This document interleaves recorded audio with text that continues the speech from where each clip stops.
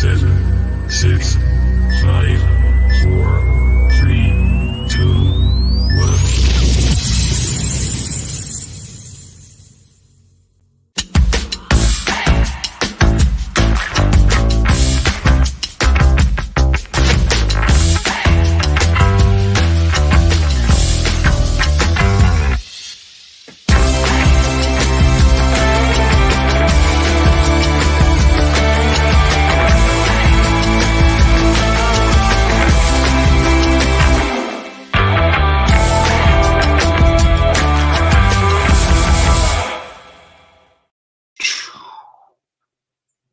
Cut off early. Anyway, welcome back to Brew Black Minds. I was just enjoying the music there, getting into it. It's been a long day, guys. We're here to talk about the big game tomorrow, 3 o'clock kickoff, away to Fulham.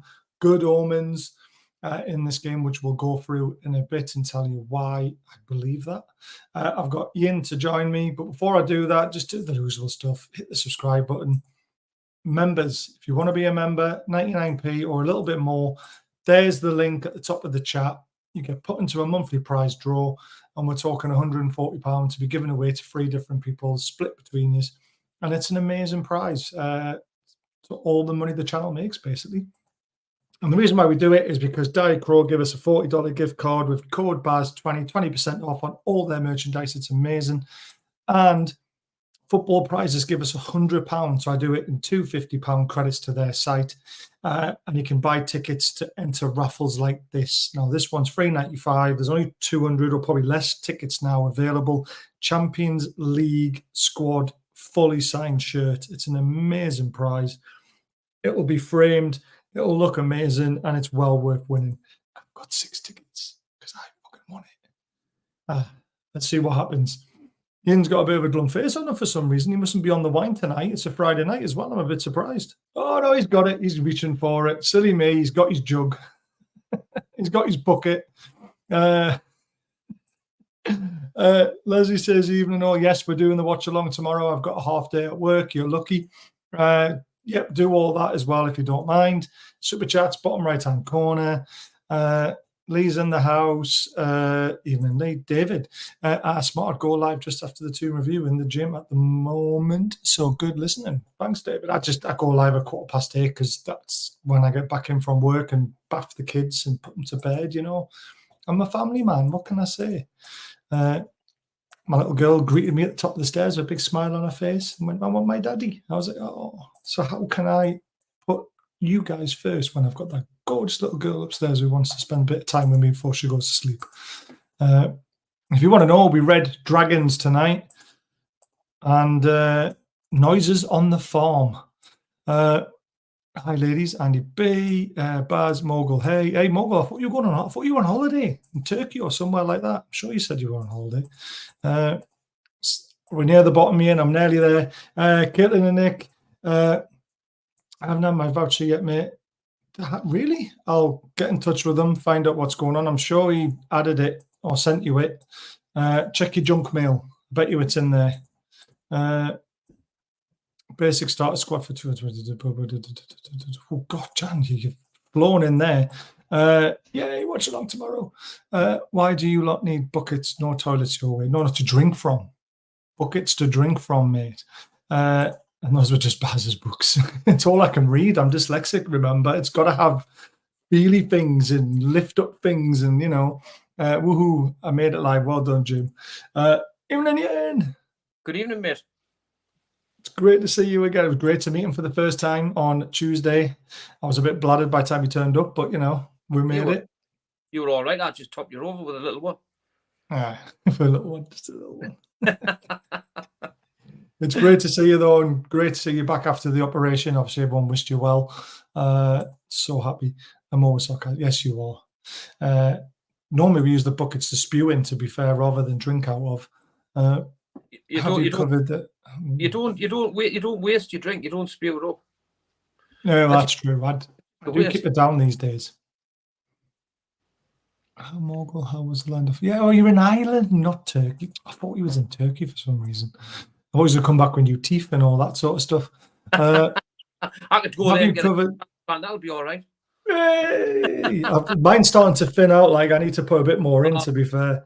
Right, let's cover this FFP malarkey first before we start talking about the game. So, a luxury tax system is being considered, very important in capitals, underline it, by the Premier League as they look to ditch PSR. Judging by how rules are currently used in the NBA, it could see any UFC and their rivals spend at will and take the penalties that come their way. Right, first of all, it's considered you. So why are all these people going out there and jumping on Twitter and jumping on YouTube, making all these videos? Newcastle can spend what they want in the summer. No, we can't. No, we can't. No, we can't. Not until something's been put into place where it actually says we can't actually spend what we want. Now, Exactly. are they trying to protect Man City? Because they've got 100. A lot of people have said that, and also Chelsea. Yeah, because I know Man City's got nearly 100. I think it's 115 charges against them. Right. Now, see, I've spoken to a lot of Man City fans, and if you read the cast case or whatever it is, the whole thing from front to back page, it condenses down to about 8 charges because a lot of the 115 are made up by sub charges to the main charge. yeah. And then a lot of them are like pre FFP and all this sort of stuff. So a lot of them don't even make sense. It's a long thing. I've even had a lawyer watched a lawyer interview on YouTube about the whole Man City thing, and he said half of about 80% of the charges are probably not applicable. To be honest with you. So, and so you've had the lad on from Manchester City on the show, and he stands dead proud, and he knows deep in about financial play, and he just says that we're innocent and we will come out of this. So, and I mean, he knows better than their club than anyone. But there's obviously, we want to set today that some clubs are against it. Of course, they're going to be against it because it doesn't. Again, what they were saying is that it was the state-owned clubs are going to benefit from it. Now, obviously, we fall into that bracket as such. But I mean, you've got Tottenham who could potentially spend more money. You've got Everton who could spend more money than what they generate. You've got Wolves. You've got Sheffield United who are owned by Saudi Arabians who are probably rich as fuck, and they could spend what they want. It would be more interesting, wouldn't it? There's a very valid point made, and I want to come to this one very quickly because, yes, the Premier League can change their rules for their league. However, UEFA are on. So if we go out and spend what we want because the Premier League let us, if we qualify for the Champions League, we'll then break their rules. Yeah. So what's the point? There'll be loopholes all over where something's something's being discussed about this tax, and then the journalist got a hold of it and pushed it out there, and then everybody's just went, "Wait, get in." And I think it's aimed at obviously the likes of ourselves as well, because I think a lot of them are getting absolute kicks out of us not being able to do what we want to do. And so something like this, until it's put in place, real like solid evidence, or the Premier League making a statement about it, I just didn't. It was just another day in the financial fair play where I just thought, oh my, I'm not even going to go into that. Because what we all know, if things happen that we wanted to go out and spend as much as we can. You know what I mean? We can do what we want. But Eddie Howe said in his press conference today, he goes, I'd love to comment and my views about this. But what's the point? What's the point even speaking about it? Because he knows it's a conversation where probably you can have it like if we were down the pub and exactly what we're doing now, basically, and just having a conversation about it. Well, does it mean anything? Is anything in stone, set in stone that you can say, yes, we can do that? It's just, I don't know. You know, it's just another financial fair play carrot, and I would say for journalists to get a hold of and push stuff out there. Yes. The other thing about it as well, is it not a bit of a rabbit hole? So let's just say FFP say you can only spend 200 million, but this new tax, Newcastle go and spend 500 million. That means they're 300 million over. They then get a charge of, say, 25 million for going over. So that means you're 325 million over. do you then have to be by next year back under that 200 million? So you've spent the extra money and you've been charged on top. So you're going further into debt. Does that debt then need to be cleared, or are you going to keep on getting charged on top all the time? How Sounds like how do you clear the debt? Yeah, exactly. How do you clear it? By selling your assets? So what's the? Ask Man United fans. They seem to know what they're doing because there's £700 million in debt they're still being able to spend. So they're the professionals at it. So let's go to Manchester United. Good. They are, but they make what, $3 billion a year or something stupid like that, and they've got a massive debt. But it's the same with the profit with Liverpool and Manchester City and Tottenham and overseas, what they're bringing, commercial and sponsorship and everything like that. It's you know, like I've said on the other show, we were 43% again up on our sales and on our annual books, but we're still only 5% behind Manchester City, that shows you how far away we are commercial wise and everything going forward. Yeah. Right, I've got one for you as well. This was a nice little update because I find it funny that people are talking about Man City and they're going to get charged and they're guilty and all this sort of stuff. I find it really funny because one of the lads I know was on the plane going to Heathrow today, was talking to Brian Marwood this morning on the plane to Heathrow, asked us here, he said, he asked him, are we buying Man City players or Man City buying our players? Not at all. Then he said, talked about 3 points case, said they're not worried at all. And so there you go. I'll go straight off topic there because I know Brian Marwood. Do you? Yeah. And Brian, he had a farmhouse down at Lanchester, right? And my dad and his mate done a little bit of work for Brian Marwood on the farm.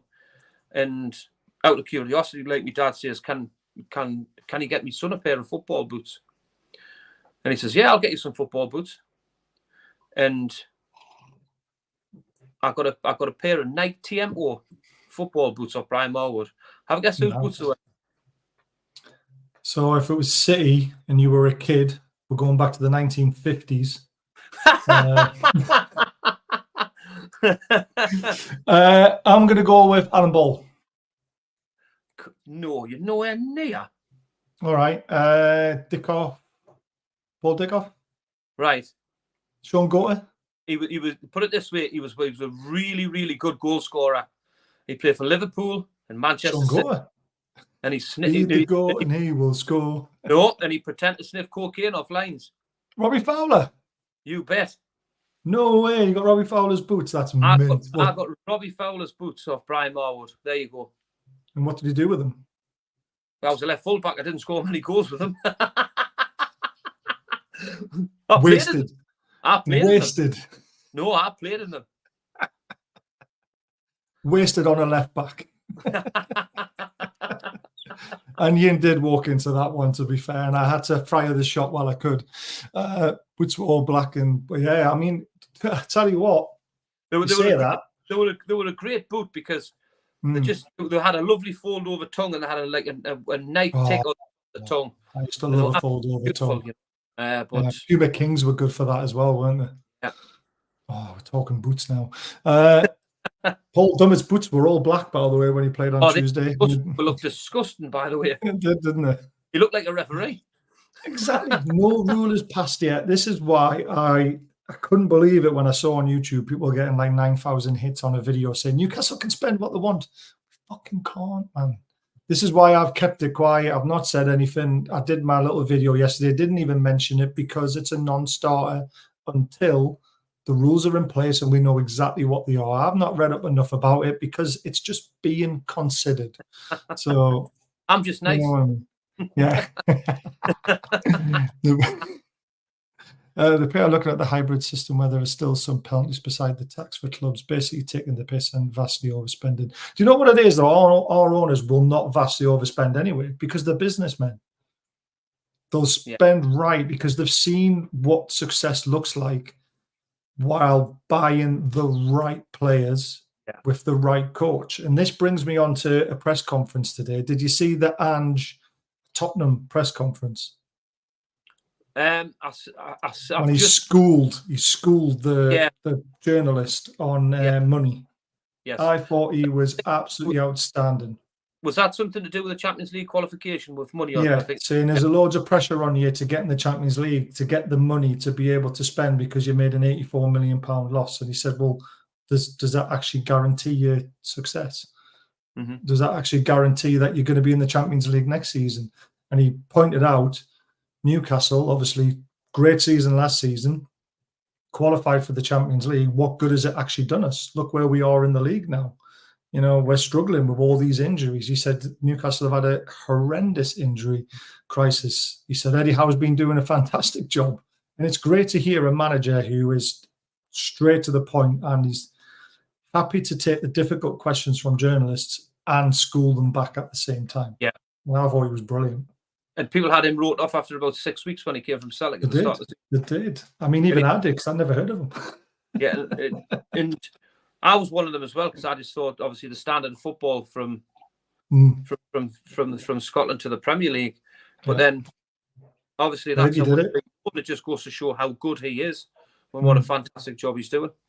Yeah, and he basically said, being sensible, buying right, good business sense, good coaching, the right attitude, that's what brings success. Money doesn't bring success.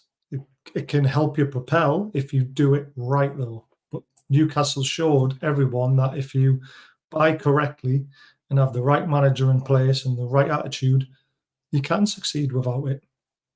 So I thought, well played to him, because not many managers would have said that. Tony, thank you so much for that super sticker of $4.99. That's really generous of you. If anyone else wants to donate, bottom right-hand corner, it goes back into the channel. We are trying to branch out a few things. Please check the description of the show, because our TikTok is now flying. We've got John and Dan doing little videos, you know, from their trip, and also going forward, me and Ian are going to be doing a few little videos as well. And I've got some ideas for when the season ends of doing a lot of challenges, so darts, pool, all this sort of stuff. So we're going to do a lot of stuff. So please check our TikTok channel out. Because of John, it's just flew. One video had 10,000 hits. And all he said, it was like, "Hi everyone, I had a great time." Was easy as that? Like it is for him. It is. When I say that, everyone's going, "Oh, look at that fucking nonsense on the fucking ginger cunt on TV." I know. They also are backtracking the sponsorship rules they bought in this February. I've got no idea. Andrew's Newcastle in the good way, though. Exactly. There was no disrespect at all to what he said. It was fantastic what he said. Simon Jordan actually made a good point. He said there should be a difference between spending cash for assets fee, going into debt for transfers. That's the big difference. That is very, It's not often Simon Jordan. I mean, Simon Jordan, to be fair to him, he does get a lot right at times, but he can also be a prick. Under 21s equalised. Alfie Harrison with the assist. I want to see him in the match day squad. I really do. Thanks, Jules, but that means he's not on the bench tomorrow. Then no, he won't. Well, you'd be surprised. I've seen them play on a Friday and be on the bench on a Saturday, to be fair. Depends when they travel down, though. If they travel down today, then yeah, you're probably right. God, it's been a long day. Where are we up to? Let's have a little look. Teams for tomorrow. Let's just jump straight into it, because we've talked a lot of bollocks about PSR and FFP, and nothing's changed. This is potentially the Fulham team. Now, they do actually have quite a few injuries, which I have got somewhere. I normally have these all on screenshots, but I just haven't had time to do them all. Our injury list is far worse than theirs, though. Injuries and suspensions. Oh, no, Fulham have got no injuries or suspensions. It's just us. No. I was just about to say that. I don't know where you're looking there, because I don't think they've got any. It's just us that I've got two screenshots of our injuries, because that's how bad they are. one of two. Right, looking at their team, we all know how good Palhinha is, João Palhinha in midfield. Pereira's not a bad player. Willian, I know he's getting on a bit, but he's been excellent since he went to Fulham. Robinson, you know a lot about him with being a left back. We actually quite highly rate him, don't we? I think he's a quality left back. He should have scored a couple against us at St James's Park, shouldn't he? Good. I mean, these guys never turned up in the FA Cup. We absolutely turned them over quite comfortably. It's pretty much almost the same team, apart from Iwobi's playing. I don't think Iwobi was playing in the FA Cup. No, I think Reed played, didn't he? Yes, that's right. Reed played. Rodrigo Muniz up front. I mean, they're not the side that they were last year, are they? I mean, Mitrovic brought so much to their team. He was a focal point, a goal scorer. He was fantastic. Are they missing that goal scorer again? I mean, Muniz he's still got 8 goals this season. And as much as Fulham last year were kind of a one-man band scoring goals up top, if you have a look, they've spread the goals around the front threes, and they've all contributed. I mean, Iwobi's got 5 goals. William's got 4, and if William doesn't play, Wilson comes in. He's got 3, and Paulinho from midfield, he's got 4. So there's goals there. Now, Fulham's won 7 of the last 10 home games. They are a very home team, aren't they? They're shocking away from home, but I've always said Fulham are a very good team at their own ground.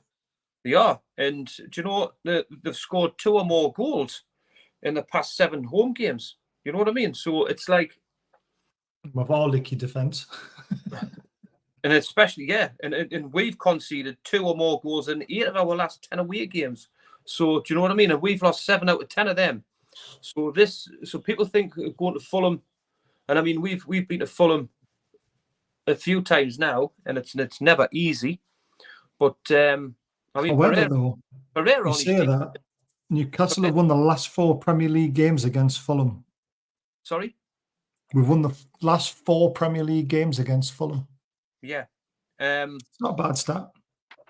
The stat what I found, mate, was that Fulham's last win against us was March the 11th, 2017. Wow. Right, and that's obviously that's home and away fixtures as well. And that was a 3-1 win back at home. And they've had 2 draws, a 0-0 December the 22nd, 2018, and a 1-1 draw 2019. And that's December as well. But apart from that, we've had a very, very good run against Fulham.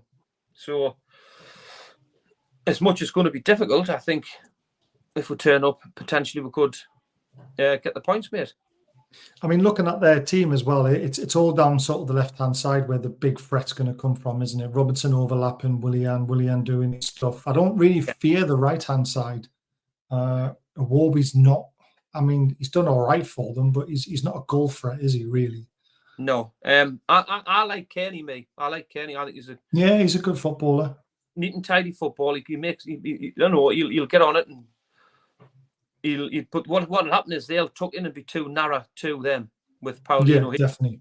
He'll do the scruffy shit, and Kearney will try and pick the pieces up and make things work, which will allow the width from down the side. Do you know what? Just a bit. Fulham are a very good side at home, whether if they want to be. And it's proved the last 2 games they've won 3 at home, 3 out and 3 out. And one of them was against Spurs. So we've got to be right at it, mate. Yeah, we do. Les, thank you so much for that £5 super chat. He's gone 3-1 tomorrow. We'll get your score predictions near the end of the show, but 3-1 he thinks. Robertson is very underrated. I'm American. I follow him very closely. There we go from Dan. I've just searched through Black and Whites on TikTok, but with spaces, I got all makeup sites. Brilliant. I love it. If you go into the description of the show, mate, you'll find the TikTok account. It's actually at Bazza080808. So it's actually my login, but it's at Through Black and White Eyes, all one word. You'll find it. Under 21's now winning. Good lads. Wow. 2017 sounds like Dummett and Williamson centre back partnership. God, can you remember those days? He's doing really well. He was doing really well. Is he still at Gateshead? Who? Mike Williamson. No. Or has he no. moved on? Has he moved on to bigger things now? MK Dons? Yes. Yeah, you could be right, actually. Isn't a old goalkeeper at Gateshead? Yes. Right. No. Is it right?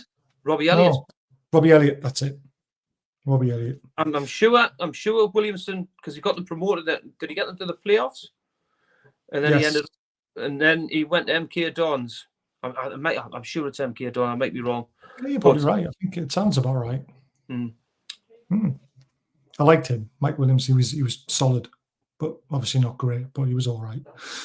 Right, here we go. This is why I thought Fulham had injuries, because normally when Leslie sends me the injuries, she sends me one for Fulham, one for Newcastle, but it's all literally 2 screenshots, all for Newcastle, because that's how long the frigging injury list stays. Yeah. Trippier, Pope, Joe Linton, Wilson, Miley, Livramento, Botman, Almiron, Target, the Cells, and of course Tonali suspended. The bad news is when Eddie Howe did his press conference, he said they're looking at 2 to 3 weeks for both Almiron and Tino, which is, even though they only went down slightly, they said it wasn't too bad, but it's still 2 to 3 weeks, and that's almost the rest of the season, isn't it, when you think about it? Wait, that news, what we got told the other day, is right. Yeah. It did say 3 weeks for both of them. And that was in my video, by the way, guys, the one I did yesterday. I said how long they'll be out for before anyone announced it. So there you go. We do get information every now and again. Also, what we got told the other day as well is about Wilson being back in training. Yeah, and that on the grass. He's going to be potentially a week or so away. So that's another one. But Hall, what we spoke about the other night on the show, is that was right about when he came away from fatigue again. Yeah. What we got told. So is he not training properly then? Is all this rumours of him not being a good trainer probably being shown in his fatigue in the 90 minutes of a football match because he's not putting the hard yards in? I think you can train at a certain level, but when you could cross that line. Oh yeah, it's different, isn't it? I always say match fitness to training fitness is very different. When you do a pre-season, you work so hard, right, to get to a fitness level, and you think you're fit, right, and then when that first whistle goes, and I think the adrenaline takes over, your emotion takes over. When you make them first couple of runs, you think you've never trained through pre-season. Honestly, you're puffing back until you get your second wind. Now, that was at a level what I played at. Now this is a completely different level, and I mean football. When I played, they weren't athletes as such, and you could see they were more tough men. You had to make a tackle. I mean, the pitches were clarty as hell when I played. Do you know what I mean? I mean, these pitches now, everyone's just an absolute speed merchant. So the level of fitness what these will go at, and yes, you can train, but I believe it'd be a different level what your body will have to go through, especially playing in front of 52,000. It just everything's emotional. Everything will go through you. And I mean, people just give the excuse of saying, as a professional footballer, he does nothing. You should just be able to get along with it. I totally disagree. I hate that. I know. And if he's give everything in his tank and he's had to come off after 60, 70 minutes because he's tired, that's all you want. You know, he's never kicked a competitive football since October. Well, it's not what we wanted because Paul Dunne came on. Well, exactly right. But again, I thought he should have brought Matt Ritchie on because Matt Ritchie had legs. Yep. I've got one for you. We mentioned Wilson back in training, and he still could be maybe 2 weeks away from being match fitness. Someone asked me on Twitter, and I thought it was actually quite a valid point. Would you actually play him? Would you not keep him fit and sell him? Well, they put it this way: the form Isak's in, you would get nowhere near him because at this present time, Isak looks fit, he looks fresh, looks hungry, and you can see his performances. I mean, when he drops in deep and he links up or he turns, I think he's one of the best in the business that does that. And we are so lucky to have a centre forward like him. Cam Wilson and Isak's completely two different players. And I would love to see I would love to see a real out-and-out striker and him just dropping in that hole, because I think it'd be unplayable. Just finding them pockets of space, and he only needs half a chance, and that ball's in the back of there. And I think he's exceptional, mate. And just well, that's why I like it when Gordon floats around sometimes and allows Isak to drop, and Gordon plays like a false nine as well himself when he comes in off the left. I still think there's more to come from Isak. I really do.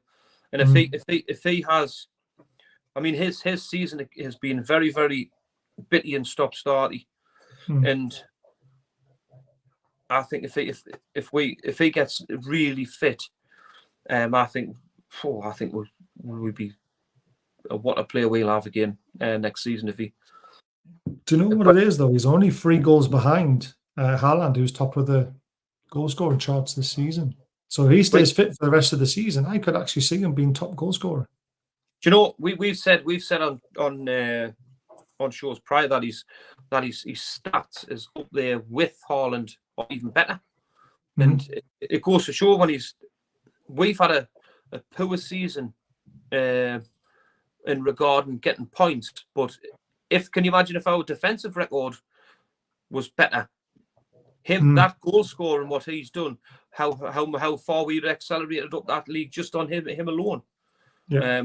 And I think this goes to show as well with your goalkeeper. Your goalkeeper saves you to 9 to 12 points a season, and Nick Pope's been a massive miss for that. Because last season, handily, he would have got us 12 points easy. Yeah. I mean, we scored more goals than last season, but we conceded more. And that's sometimes what happens when you try and change your philosophy as a team, which is what Eddie's tried to do. He has tried to make us more attractive, keep the ball better, not as, as counter-attacking as we were last season at times, especially away from home. And it's a shame that we haven't got that blend and mix right. And that it can be down to injuries, but it can also be down to players having to realise that they're at a bigger club now. They've got to progress to the next level if they want to stay with us. Do you agree with that? It's got to be your point. That's right. What you're saying there, I just think we've just been that disjointed from minute one right the way through. I mean, the Tonali one must have knocked the stuff out of us straight away. Yeah. And then all the injuries and that, it's just, like I say, it's the broken record that we keeps talking about. Can you imagine what it would have been like if we had a consistent squad like we did last season? I would have loved to have seen it and go back to that Aston Villa game, first game of the season where we were flying. We just won the PSG game. I mean, Jesus. But that's the levels what Newcastle were at. And you can just take away them players out of that situation for long. And you've got to remember as well, players are human and they're playing with the mates. And if they see another mate going down, he's going to be out for 6-7 months, they must think, oh, Jesus Christ. So, it's the collectiveness last season was there. And I just think the collectiveness has been took away from us just simply because personnel hasn't been around that football club like lengthy periods of time like last year. I mean, can you imagine that documentary if it was made this year compared to last year? I don't think I watched it. No, I think we'd all just cry, wouldn't we? Yeah, I mean, that documentary last year just showed, that give you a right insight of what the direction the club was going in. How everybody was on the same hit sheet and everybody was working together. And this year, with obviously Tonali and the financial fair play and injuries, it's been a really tough season for Newcastle. And I think we've done, as much as we're critical at times, I think Eddie Howe's done a remarkable job to get us still in touching distance of Europe with the amount of players that have been available at times. I mean, look at that bench shot against Everton. It was just, for me, only really one change, one that could affect the game, and that was Willock. So if and then we came away from that game, we still should have won 4, I think, the chances that we had. And we came away frustrated. But when you need to dig in and get something out of that game, because people were saying that Everton was all, after they hit the post, they looked like they were going to go on and win that game. But to change it, look at Eddie Howe's looking at that bench and he's thinking, we're just going to have to hang on here and ask players to go that extra mile just to try and get a result. But that hasn't just been at the Everton game, mate. That's been throughout collectively for the last 3-4 months. Brilliant. Compared to Sunderland Till I Die, tragic comedy would be The Lion King. I love it. Let's have a look then. With all the injuries we've got, this is potentially what SofaScore have put the team out for. Now, I don't agree with this personally because I think Anthony Gordon will probably start on the right and Barnes on the left or vice versa. But I can't see Barnes being dropped after his performance unless they're worried about his fitness. Anderson, I thought, had a great game. I mean, I say great game. He didn't do anything flash, but he didn't do anything wrong. He had a very good midfield role. We know how good Bruno was. I would personally like to see Willock, Bruno, and Anderson in the midfield three. And I think the back line is spot on because it's all we've got. And of course, Dubravka's all we've got. So if you were going to make any changes, would you agree with the same ones? Anderson in for Longstaff and Barnes in for Murphy? The team I picked, I went with Dubravka, Murphy, Shaw, Botman, and Hall. You're going to play Murphy at right back? I think that's a bit too attacking away from home, though. Do you know what the way Eddie Howe spoke about Emil Kraft in the I know, yeah, in the press conference, he spoke about him very well. I just think after he dragged him off the other day, and then he had a. I think he had a poor game against Everton. But when Murphy's dropped in there and when he's been disciplined, I think he's done quite a good job on down that side. And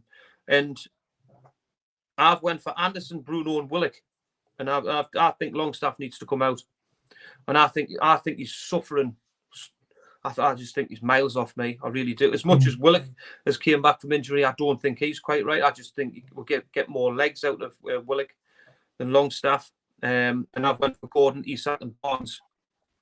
Because I just don't think he can drop Barnes as much. People think Barnes had a quiet game. I don't think he had a quiet game at all. I thought he set up the goal, didn't he? I thought he was always there on the left-hand side. He was in great space at times. A lot of the times, people weren't finding him was the problem. When he was an attacking force, I think Barnes was a right handful against him. And obviously Gordon's form, he'll come straight back in. So I think there's a potential where they can just swap them two over for now and again. I think you might start Barnes on the left and Gordon on the right, and just let them drift about, which could be that front three. There's goals in there, definitely.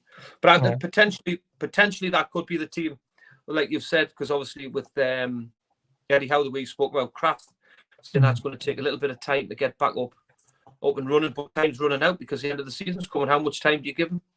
Yeah, do you know? Exactly. He had a bad injury, didn't he?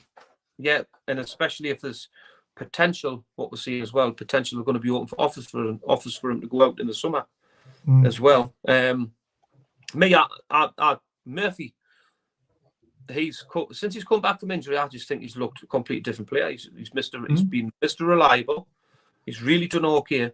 And when players have went off in important areas, I think he's just dropped in there and done quite a good job. So for me, I'd be quite happy to play him at right back. I think he would do a kind of job.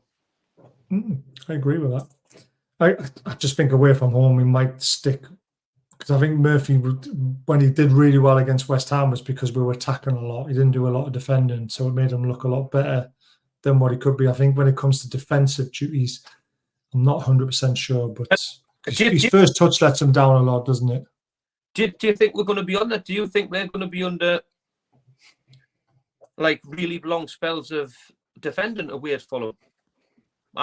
Because that's another way to look at it. Because are they that good that they're going to put us under pressure a lot, that we are going to need that defensive line?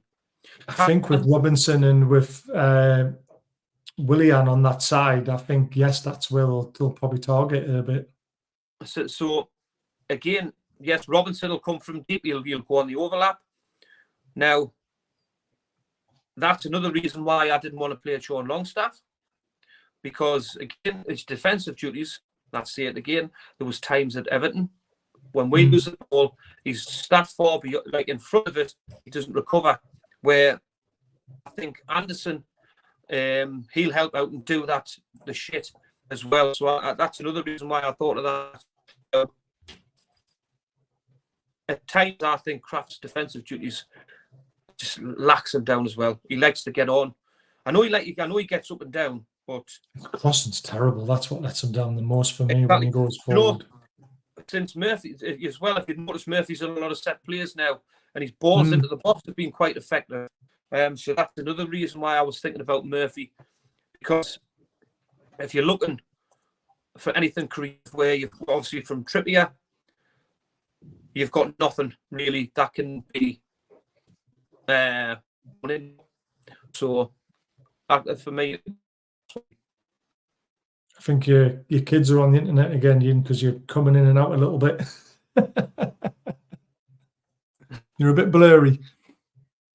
Still there? Is that better? I think so. It happens. Don't worry about it. Yeah. Right. Alexander Isak scored 5 goals in the last 7 games, Premier League appearances in London for Newcastle United, averaging a goal every 105 minutes in the capital, the best ratio of any Magpies player to play 200-plus minutes for a club in London. Just shows you how well he's playing in, doesn't it? I mean, we've spoke about him a lot already, but, you know, that beats Alan Shearer's record, and it beats anybody else. Andy Cole, Peter Beardsley, Les Ferdinand. You know, we never travelled well to London, but we seem to have got that monkey off our back a little bit, and he's one of the reasons why. That's why I said he's one of the best in the business. 100%. Right. Head-to-head record. Last 5 games, we've won all 5. Yeah. 2-0, 3-0, 2-0 away. That was in the FA Cup. 3-0 at home, 1-0 at home, 4-1 away, which was, you know, when all the Newcastle fans got the boat, didn't they? And Eddie Howe just went nuts. Didn't Shelby score a bit of a peach in that game as well? Didn't Miggy not hit a right foot volley or a left foot volley up the goalkeeper? Yes, that was the one. He scored 2. Well, he scored a tap in as well, didn't he? But that volley was the one that won goal of the month, wasn't it?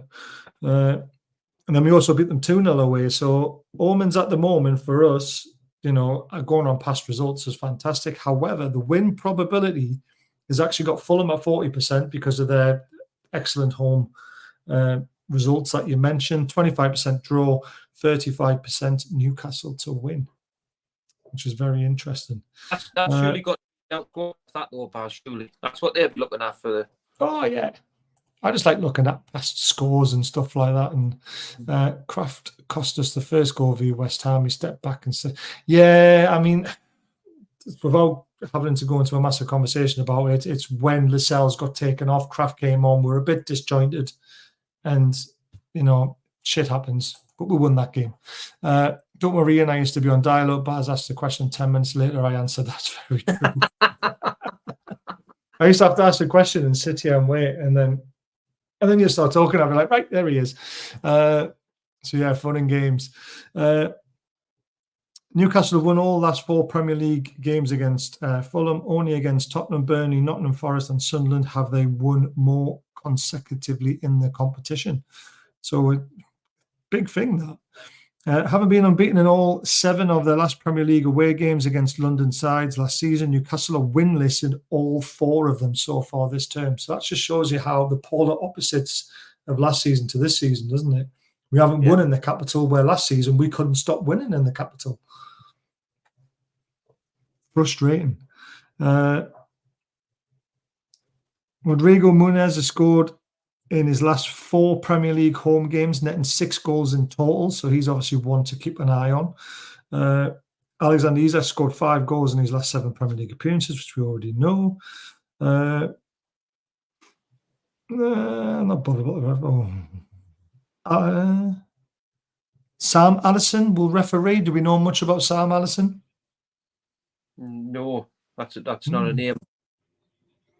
First time Allison, who made his Premier League bow back in December, has taken charge of a match involving the Magpies. So he's never been involved in a game with us before, but he's only ever took 1 Premier League game, and that was apparently he was the first black referee to take charge of a top flight game for 15 years. Yeah, I know who it is now. But you said that. Any good? I mean, he can't be that good if he's only refereed 1 Premier League game. I'm not. I know who it is now because obviously it made headlines. That's the only reason I know that. Regardless of that, didn't take it what he done. Put it this way, can it be any worse than Tony Harrington? Very true. Jared Gillett will be on VAR duty. Sometimes it favours us. Mm. We had him. Didn't Gillett not referee our FA Cup game against Blackburn? Yeah, he did. Yeah. Yeah. FA Cup game, 4th round back in January. One of the Magpies won 2-0, courtesy of goals from Sean Longstaff and Dan Burn. So yeah, again, these officials have not really been with us before. You know, they don't have much history, which is good. Let's see what happens.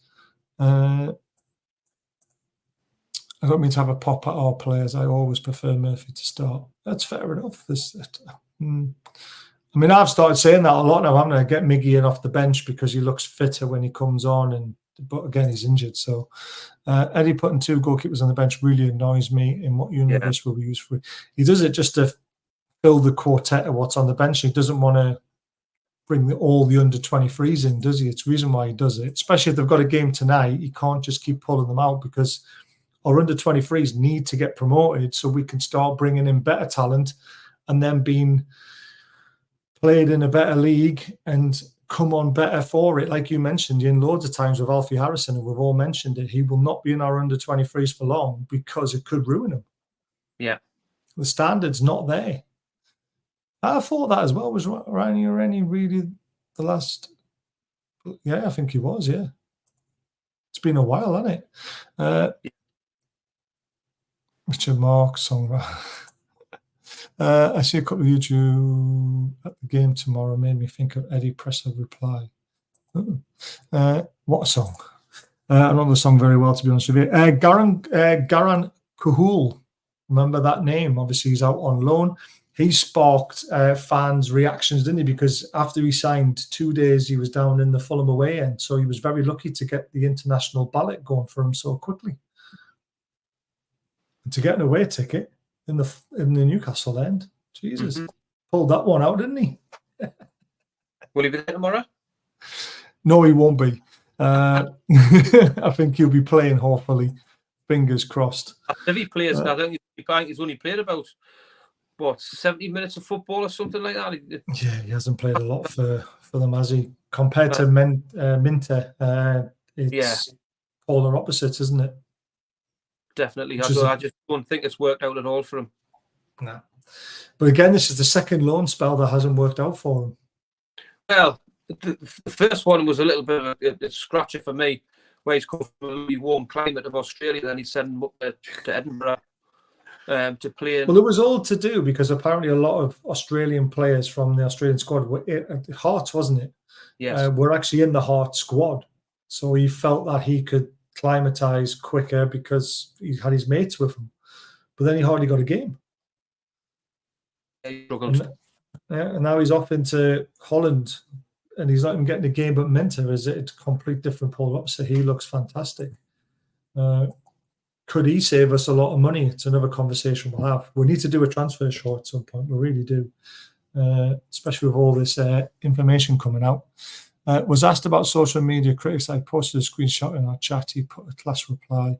You'll like the last line especially. I'll have to have a look. Hi, Baz. I saw you in... computers doing stupid things. What's this one? Hi, Baz. I saw you in the photo for the charity match recently, but watched the video of it and couldn't see you. Did you actually play it or just get in the photo? Well, Andy, the YouTubers, Adam Pearson and Steve Rafe, decided to video each other when they were playing. Yes, I played, I scored, and I assisted, and we got beat 7-3. But I was one of the best players on the pitch. So, yes, I did play. I'm not blowing my own trumpet. But, yes, they didn't actually video the whole game. They only videoed little bits of it, which I thought was quite funny. Cole is not going to make the grade. I don't think he will. I think he could end up at a championship side or something like that. But is he only 19? Yeah. I think your internet's playing up again, pal. Cool. Newcastle.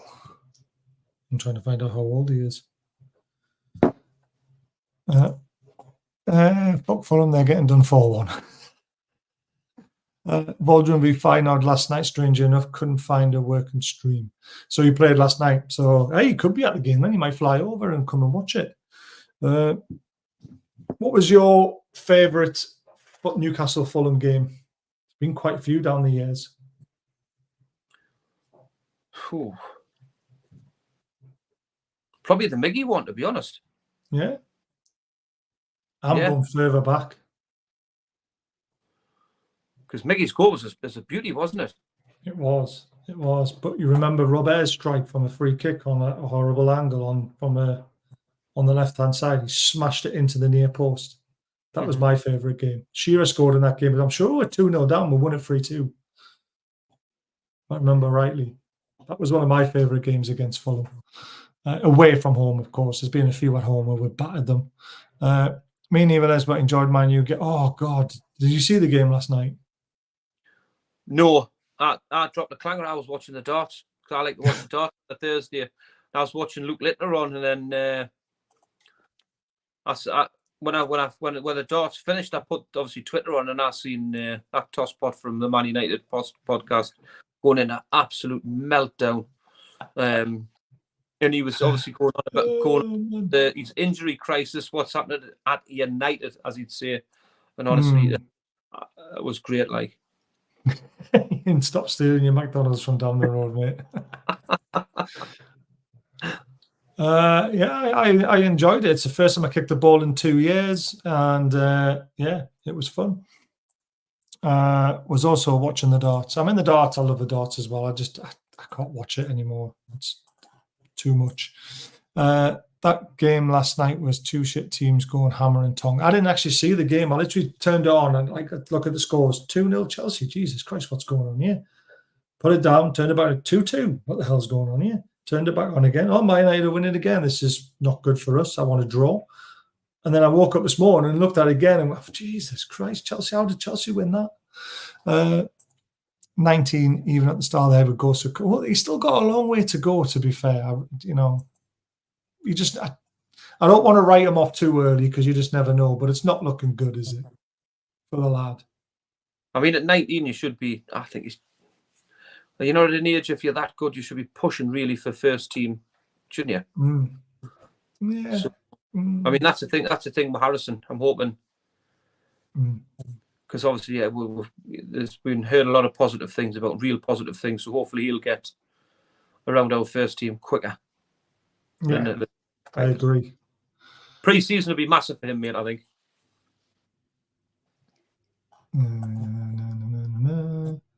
I agree.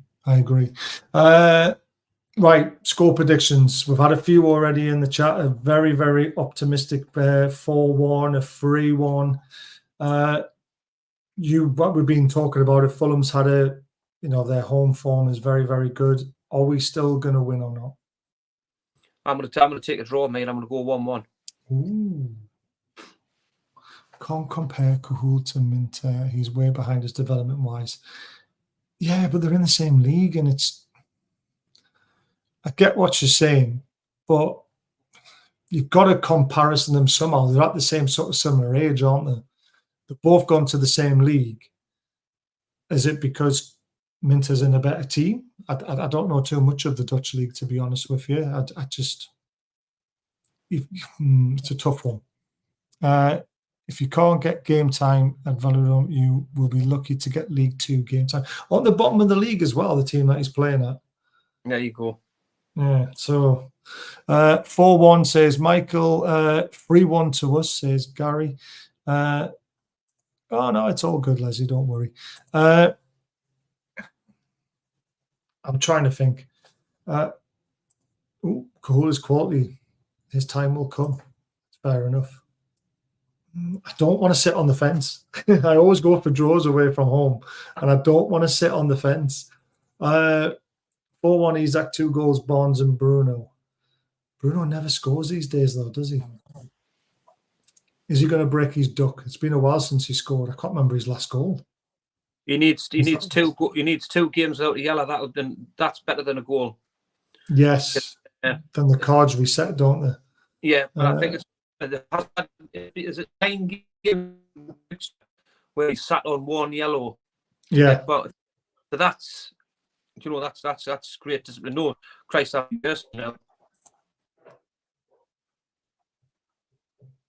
That's incredible. So Feyenoord get 52k a game where Minter's playing, and where Cahul's playing, they only get 4k a game.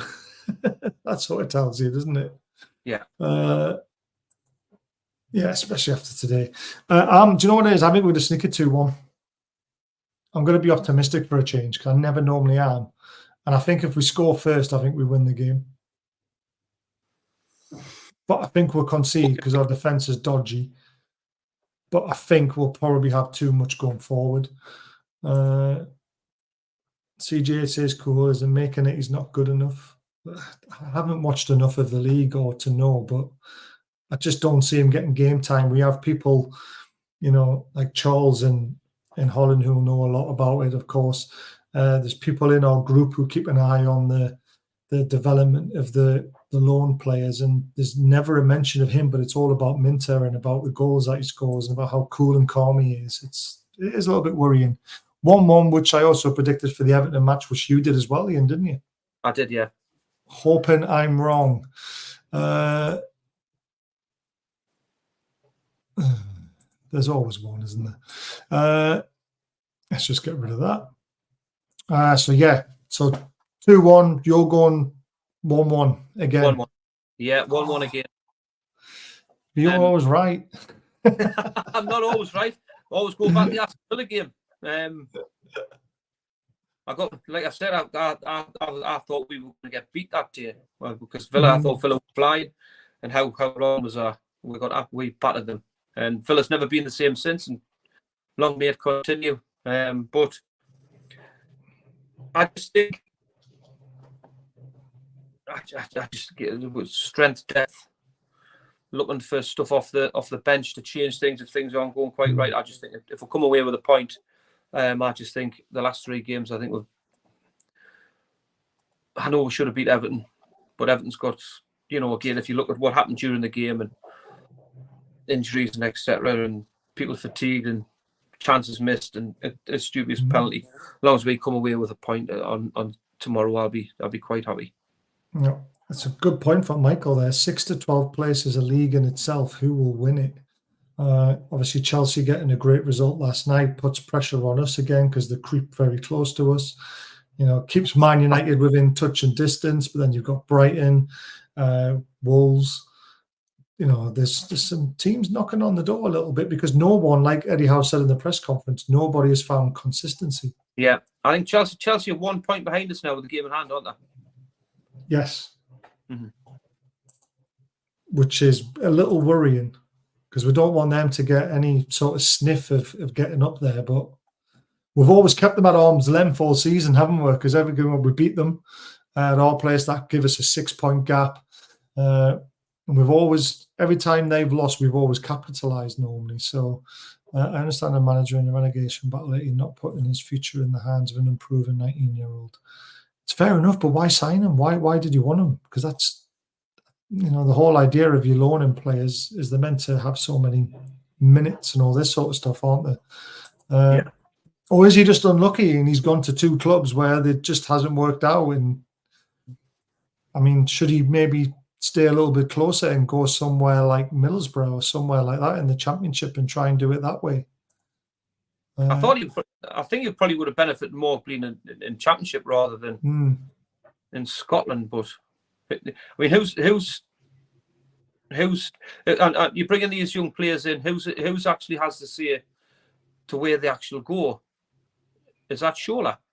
Yeah, he's the loan operator, isn't he?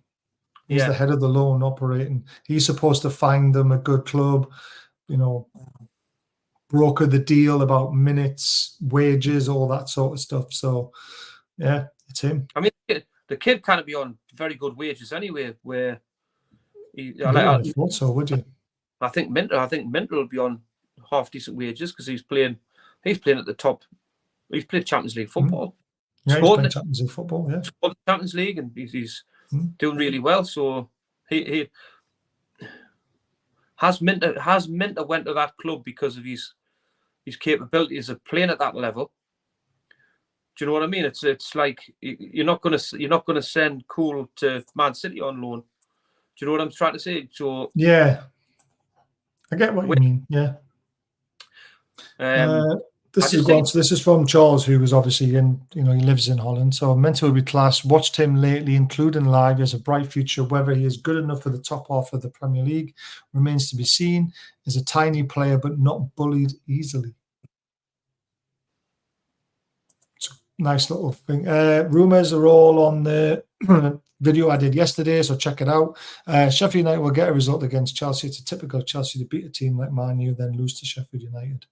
It's true. And Charles goes on and says, Cahool would be better off playing in the reserves for a while where you can keep an eye on him first. We wanted them to progress a lot faster, though, didn't we? I think that was the idea of it. With the fixtures, this is ours to throw away. The only thing I was worried about is, do we have the squad depth to get us to the finish line? That's the problem, Michael. It really is. And like I said, the bench is going to be very similar to what it was on Tuesday night, isn't it? We might have maybe one fit one potentially. It's just who he plays, because obviously Gordon comes back into the squad, so it's, do you know what I mean? It's who he. I mean, the bench is diabolical again, mate. It is. Yeah. Really, without trying to paper over any cracks, it's just not good to look at all. And to try and get results, like I said, to change things, and you look at the players on that bench. Do you know what it is? Don't get us wrong. These kids they're there and they're trying the best, but long-term future of this football club, there should be nowhere near our first team, as we know. Exactly. So that's where you're looking at results, especially away from home. You need, again, it's Fulham there. They've won 7 of the last 10 home games, so the no mugs at home. For me, you need a full squad to go there and get something. Because if Fulham are on, they're going to be very. Hence why they beat Spurs 3-0. Yeah. Do you know so Spurs are absolutely no mugs, are they? And they were in decent form when they went to Fulham with a decent squad, where we're literally probably one change on our bench that'll be any note, really, potentially. So it's hard to ask a team to do Saturday, Tuesday, Saturday, isn't it? Yeah. And we're getting back to the people will be saying fatigue and stuff like that. What kind of again? I think when we had players coming back from injury, Eddie Howe, like after the transfer window, and we had a little bit of a break, and Eddie Howe was saying it was absolutely brilliant to see all of our some players coming back who actually worked on stuff and training. And do you know what it is? You're seeing that out on the football pitch, and now obviously Eddie Howe's going to turn around and say, what am I supposed to do again? Do you know what I mean? It's like it's deja vu, where he's trying to do training where he's only got some days, obviously, because people's nature and knocks. I bet you now some days you'll have 8 first teamers out there, and the rest of them will be made up by youth. So how do you prepare for a football game with only 8 first teamers, because some will be on the treatment room, still being rested because it's just like long staff and that. I imagine he'll be doing very little training.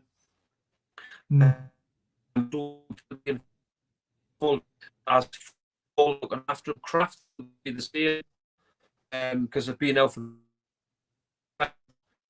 So everything's going to be disrupted. So we just, I think, somewhere down the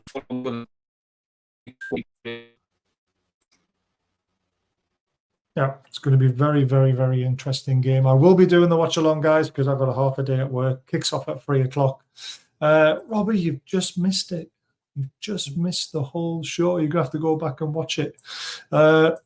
Thanks for everyone who's commented, including the idiot trolls. It's so funny. I love you guys. You just keep adding to the views and we'll just keep banning you. It's quite funny.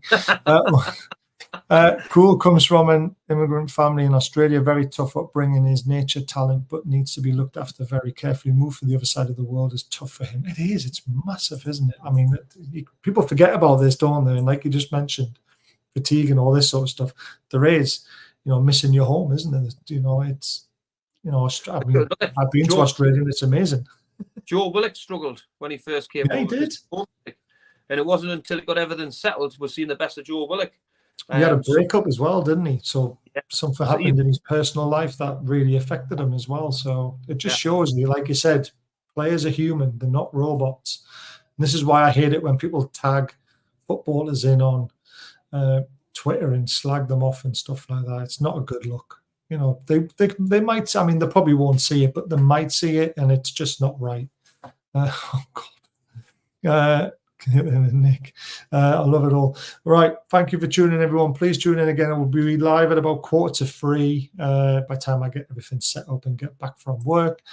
Thanks to Ian as always. Don't forget, he's going for a 1-1 draw. I'm going for a 2-1 win. Let's see who wins. Check out all our socials in the description. Don't forget about Football Prizes link. It's an amazing company who give us money to give to you guys. And don't forget about Diet Crow as well, with 20% off all their amazing stuff. So I'll see you all tomorrow, and take care till then. Ta-da.